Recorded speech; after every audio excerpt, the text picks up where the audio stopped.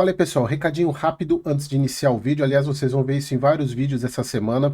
O Senado ele lançou uma consulta pública sobre a MP 1303. Então, o Senado está querendo saber a opinião da população sobre esta medida provisória, se as pessoas concordam ou não com a taxação dos investimentos, incluindo LCI, LCA, CRI, CRAI, fundos imobiliários, FIAGROS, entre outros.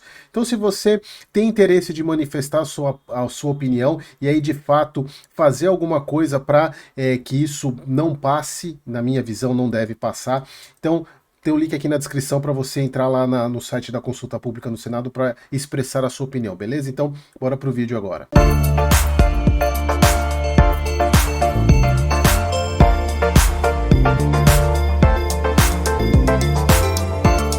Olha, pessoal, videozinho rápido, hoje quinta-feira, hoje quarta-feira, dia 18, videozinho pré-feriado. Quero falar sobre duas notícias, uma que aconteceu ontem, eu acabei esquecendo de falar, que foi essa daqui, que o Congresso derrubou o veto do governo e a isenção de fundos definidos na reforma tributária são retomados, ou seja, fundos imobiliários e fiagros, a isenção que foi proposta, na verdade a tributação em cima desses fundos, então ela foi derrubada. Aí eu vi muitas pessoas falando, nossa, então não vai ter isenção, acabou de ser festa, Não, pessoal, isso aqui é a primeira fase, e isso não tem nada a ver com a MP 1303, tá? Isso é só para que eu vi algumas pessoas confundindo, vi até vídeo de pessoas gravando, tome muito cuidado, tá, pessoal? Uma coisa não tem nada a ver com a outra. O que foi o que aconteceu aqui é aquilo lá quase do começo do pessoal, ano, recadinho, em que eu tava no hotel quando eu gravei isso, que foi aquela, na reforma tributária, que estava isento a questão do IBS e do CBS, aqueles impostos sobre o aluguel dos imóveis de fundo imobiliário. E aí o Lula vetou essa isenção. Então era para, na verdade, lembra que não era o rendimento dos fundos imobiliários que seriam tributados, e sim o aluguel que os fundos imobiliários receberiam ou na negociação seriam tributados. Então foi essa questão, esse ponto onde o Congresso derrubou o veto desse assunto, da reforma tributária. Então não tem nada a ver com a MP 303. Mas o que importa, pessoal, é que é o seguinte, deixa eu mostrar aqui para vocês, deixa eu ver só se tem um número da votação aqui, a quantidade de partidos, né? A votação foi muito expressiva,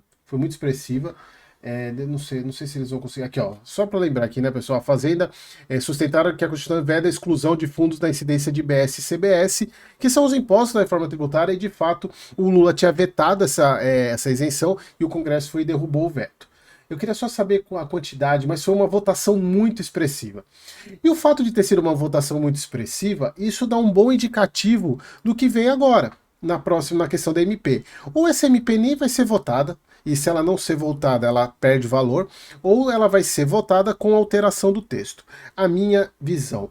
Eu acho que dessa vez alguma coisa vai ser tributada. Talvez fundos imobiliários e fiagros não, mas eu acho que LC e LCA, talvez esses ativos sim. Alguma coisa vai ser tributada, pessoal. Eu acho que dessa vez vai ser difícil alguma coisa escapar. Esperamos que não. Inclusive, vocês viram, né, no início do vídeo, tem o link aqui embaixo para vocês votarem na consulta pública do Senado. Beleza, pessoal? Esse era o primeiro assunto. E o segundo assunto, lembrar vocês, aí eu quero só passar para cá, que nessa sexta-feira, que é uma emenda de feriado aí, teremos o rebalanceamento do FTSE Russell, que é aquele índice lá americano que tem vários fundos imobiliários nesse índice. E pessoal, só um ponto aqui que eu quero trazer para vocês, que acho que é de fundamental entendimento, de importância, que é o que acontece nesse movimento. Pessoal, o índice em si, ele não compra nada, não é o índice que compra, ele só tem uma carteira teórica, e essa carteira teórica ela é baseada em uma quantidade enorme de ativos. O que acontece? Esse índice ele muda as composições de acordo com, sei lá, com N fatores. Quem é que compra ou vende ativos? São os ETFs, ou seja, os fundos passivos que seguem esse índice. E você tem alguns fundos, inclusive o próprio Kiko falou sobre isso num vídeo. Foi muito bacana isso, assistindo um vídeo dele. Ele comentou sobre isso, que esse rebalanceamento que esses ETFs fazem, não são todos e não é só um ETF, são vários ETFs que seguem esse índice. E o que acontece?